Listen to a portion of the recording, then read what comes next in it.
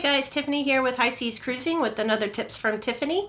Today I'm talking mostly to the cold-natured people. I'm one of those people that gets cold very easily, so even though it's 105 degrees outside, I still carry a sweater or a jacket with me whenever we travel. So that is my tip for today.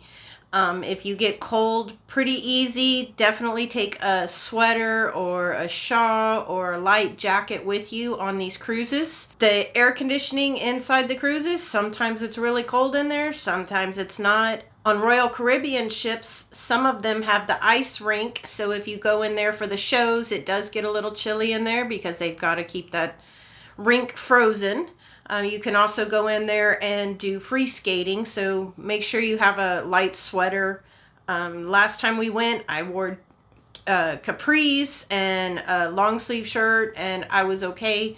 But yeah, my tip this time would be to take a light sweater or a jacket, or ladies, take a shawl with you. That way you don't get cold. Like I said, I'm one of those that even though it's 105 degrees, I have a light jacket with me in my truck. I have a light jacket with me in my office. That way I have it handy when I get cold, because I do get cold very easily.